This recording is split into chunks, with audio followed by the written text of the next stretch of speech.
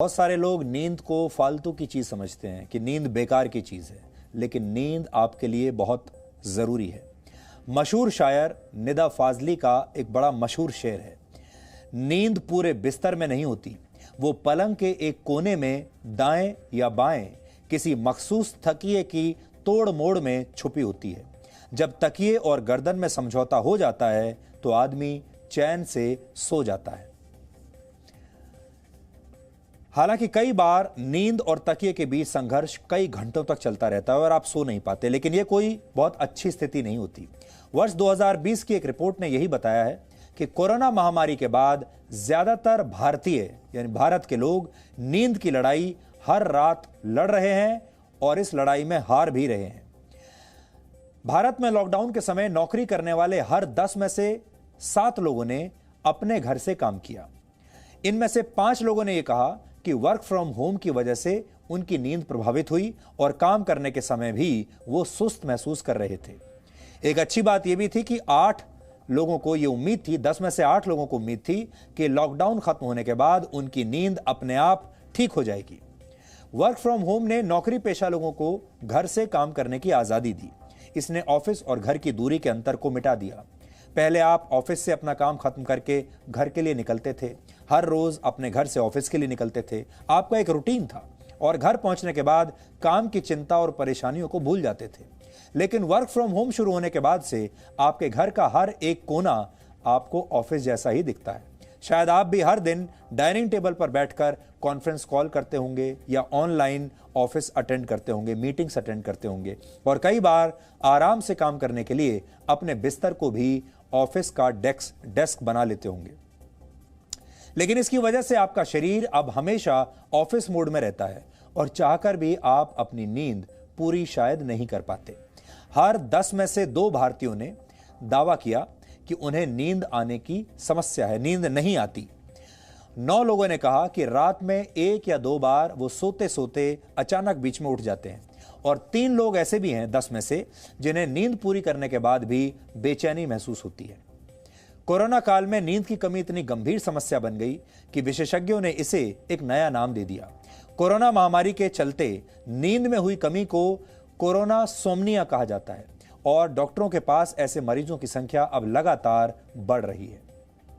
एक psychologically new term आया है जिसको हम कहते हैं कोरोना सोमनिया, जो होता है कोविड की वजह से इंसोम्निया। अब कोविड बड़ी सारी चीजें लेके आया और एक चीज जो वो लेके आया वो है तनाव, और तनाव की वजह से एक एंजाइटी लोगों की जहन में आ गई क्योंकि एप्रीहेंशन थी कि कल क्या होगा और एक बड़ी हेल्पलेस सी सिचुएशन बन गई जिसकी वजह से लोग परेशान रहने लगे, तनाव में रहने लगे, घबराहट बढ़ने लगी और बहुत सारे लाइफस्टाइल चेंजेस आ ही रहे थे।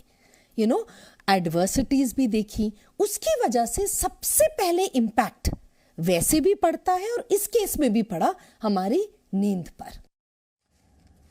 नींद बेकार की चीज नहीं है, नींद समय की बर्बादी नहीं है, नींद आपके स्वास्थ्य की सबसे बड़ी जरूरत है। पर हमारे देश के परेशान लोगों के लिए अब ये एक महामारी बन गई है। इसमें सबसे ज्यादा चिंता की बात यह है कि अच्छी नींद को आप तमाम धन दौलत होने के बावजूद खरीद नहीं सकते।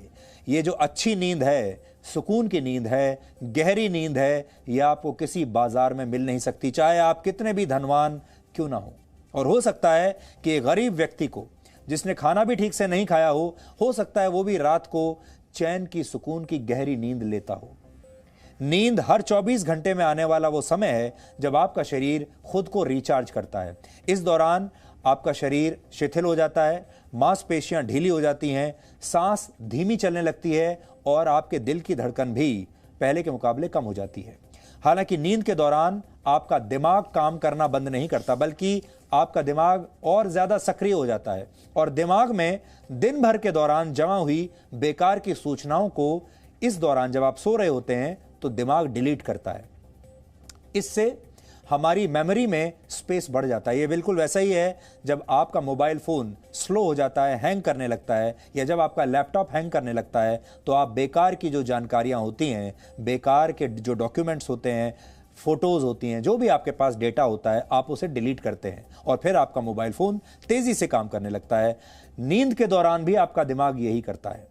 कुछ सीखने और जानने की क्षमता आपकी बढ़ जाती है। उस दौरान भरपूर नींद लेने से आपके दिमाग को शांति मिलती है, वो रिलैक्स करता है और शरीर किसी भी बीमारी से लड़ने के लिए फिर से अपने आप को ज्यादा मजबूत बनाता है। तनाव नींद का सबसे बड़ा दुश्मन है, यानी तनाव और नींद कभी भी एक साथ एक कमरे में नहीं रह सकते। या तो नींद रहेगी या तनाव रहेगा। इसलिए तनाव और नींद को हमेशा अलग अलग कमरों में रखिए।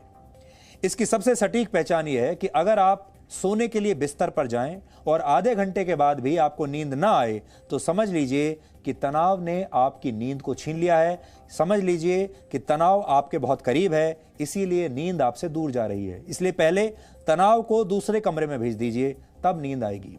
कम नींद के मामले में भारत के लोग दुनिया में दूसरे नंबर पर हैं और पहले नंबर पर जापान के लोग हैं। यानी जापान के लोग सबसे कम सो रहे हैं और भारत के लोग जापान के बाद दूसरे नंबर पर हैं जो सबसे कम सोते हैं। इस कमी की एक वजह हम खुद भी हैं। नींद पर हुए एक सर्वे में यह पता चला कि मोबाइल फोन असल में आपको सोने नहीं देता। हर 10 में से 9 भारतीय लोग सोने से पहले अपना मोबाइल फोन जरूर चेक करते हैं। आप भी चेक करते होंगे। और 10 में से 3 लोगों ने माना कि इन गैजेट से दूरी उनके जीवन को बेहतर बना सकती है। मोबाइल फोन की ब्लू लाइट को आपका दिमाग दिन के उजाले की तरह रीड करता है और शरीर में नींद तोड़ने का अलर्ट भेज देता है, जिसकी वजह से आपकी नींद खराब हो जाती है। बदलते दौर में कम सोने की वजह से फिट दिखना एक फैशन बनता जा रहा है। आपने देखा होगा बहुत सारे लोग आजकल आपके सामने आकर ये दावा करते हैं कि मैं तो बहुत ही कम सोता हूं, मैं तो सिर्फ 4 घंटे सोता हूं, मैं सिर्फ 5 घंटे सोता हूं और देखिए मैं कितना काम करता हूं। क्योंकि मैं ज्यादा काम करता हूं इसलिए मैं कम सोता हूं और मेरी प्रोडक्टिविटी आपके मुकाबले ज्यादा है क्योंकि मैं कम सोता हूं। और ये लोग आपको ये भी बताने की कोशिश करते हैं कि आप अगर ज्यादा सो रहे हैं तो ये साबित करने की कोशिश करते हैं कि या तो आप आलसी हैं और या आप ज्यादा सोकर अपना समय बर्बाद कर रहे हैं, या फिर आपके पास कोई काम नहीं है इसलिए आप सोते रहते हैं। तो सोने को एक नेगेटिव टर्म बना दिया गया है और कम सोकर फिट रहना अब एक नया फैशन बन गया है। कामयाब लोगों की कम नींद लेने की तरह तरह की कहानियां आप लोगों ने बहुत सुनी होंगी और आपने बहुत पढ़ी भी होंगी कि जो कामयाब लोग होते हैं, बड़े लोग होते हैं, वो सोते नहीं हैं और वो काम ही करते रहते हैं। और उससे आपको लगता होगा कि सोना तो वक्त की बर्बादी है। और ऐसे भी बहुत सारे लोग हैं कामयाब लोग जो कहते हैं कि सोना वक्त की बर्बादी है। भारत में भी एक पुरानी कहावत है, जो सोवत है वो खोवत है। यानी जो सोता है वो जीवन में तमाम अच्छे अवसर खो देता है। लेकिन सच ये है कि नींद की कमी आपके जीवन को गंभीर संकट में डाल सकती है और हो सकता है कि जब आपको ये शानदार अवसर मिले अपने जीवन में कुछ करने का, तो आपका दिमाग और आपका शरीर इतना धीमा हो चुका हो कि आप उस अवसर का फायदा ही नहीं उठा पाएंगे। भारत के लोगों की नींद पहले से ही कम है और कोरोना की वजह से वर्ष 2020 में आर्थिक और सामाजिक स्थिति और भी ज्यादा खराब हो गई थी और इस स्थिति का असर सबसे पहले आपकी नींद पर पड़ा। जब ये लॉकडाउन हुआ था उसके बाद से बहुत मतलब स्लीपिंग पैटर्न बहुत चेंज हुआ है। हाँ, प्रोडक्टिविटी में तो बहुत फ़र्क है। दिन में स्लीपी फील करते हैं, फिर रात को नींद नहीं आती है। नींद पूरी तो नहीं होती, बट ये है कि तसल्ली हो जाती है, हाँ सो लिए। लेकिन सोने का भी एक फिक्स टाइम नहीं है आजकल कि रात में 2 बज जाता है, कभी 12 बजा, कभी 2। सोने का टाइम ऑलमोस्ट मुझे लगता है 1 o'clock के बाद ही होता है। हाँ, ये रूटीन पूरा बिगड़ गया ना, क्योंकि बच्चा स्कूल नहीं जा रहा है तो कोई टाइमिंग ही नहीं रहा। कितने भी टाइम कुछ भी काम हो रहा है इसके कारण। कितने बजे सोते हैं? मैं अराउंड 3 o'clock। ये रेगुलरली होता है पर कभी कभी लेट भी होता है। इससे पहले जल्दी सोते थे, जल्दी उठते थे, शरीर ठीक रहता था, चुस्त फुर्त रहता था। अब थोड़ा सा आलसी हो गया बिकॉज वर्क फ्रॉम होम होता था, फिर रात को नींद भी पूरी नहीं होती थी, फिर दिन भर वैसे ही रहता था स्लीपी सा मूड। कम सोने की वजह से आपके स्वास्थ्य को कई तरह के नुकसान पहुंचते हैं। नींद की कमी से डायबिटीज, हार्ट अटैक और मोटापे का शिकार होने की आशंका सबसे ज्यादा रहती है। आप में से बहुत सारे लोग जिन्हें वजन कम करने का शौक है, जो अपने आप को फिट दिखाना चाहते हैं, पतले दिखना चाहते हैं, उन्हें भी हम बता दें कि कम सोने की वजह से वजन बढ़ता है। दुनिया के 5 बड़े देश अमेरिका, कनाडा, ब्रिटेन, जर्मनी और जापान पर हुई एक रिसर्च के मुताबिक पूरी नींद लेने से लोगों का स्वास्थ्य और देश की अर्थव्यवस्था दोनों में सुधार आ सकता है। कम नींद लेने की वजह से कर्मचारियों की कार्यकुशलता में कमी आती है और जब देश के लोग कम सोते हैं तो सिर्फ इन 5 देशों की जीडीपी को ही लगभग 48 लाख करोड़ रुपए का नुकसान होता है। इसका मतलब है आप अगर ठीक से सोते हैं तो आपकी हेल्थ और देश की अर्थव्यवस्था दोनों अच्छी रहती हैं। हालांकि सबके लिए नींद की ज़रूरतें अलग अलग होती हैं। मेरी ज़रूरत अलग हो सकती है, आपकी ज़रूरत अलग हो सकती है। जन्म लेने के बाद 3 महीने तक एक बच्चा दिन में करीब 20 घंटे तक सोता है। जो टीनेजर्स होते हैं वो 10 घंटे सोते हैं। ऑफिस में काम करने की उम्र आते आते सोने का वक्त घटकर 7 से 9 घंटे रह जाता है और 60 साल की उम्र के बाद एक व्यक्ति को औसतन 6 से 7 घंटे की नींद जरूरी होती है। हालांकि बहुत सारे लोग इससे भी कम सो पाते हैं।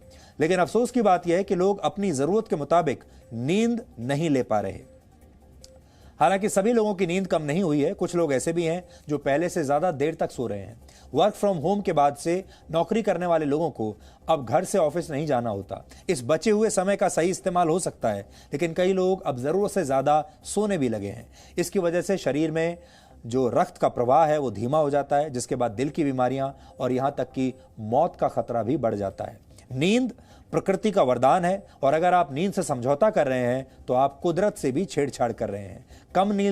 कम नींद लेना बीमारियों का अलार्म है, इसलिए आपको अच्छी, गहरी और लंबी नींद लेने की आदत डाल लेनी चाहिए। 24 घंटे और 7 दिन काम में लगे रहने वाली लाइफस्टाइल जो आपकी है, देर तक मोबाइल फोन का इस्तेमाल, अलग अलग शिफ्ट्स में काम करने की मजबूरी और जिंदगी की रेस में आगे निकलने की जिद ने नींद का एक बहुत बड़ा संकट आपके जीवन में पैदा कर दिया है।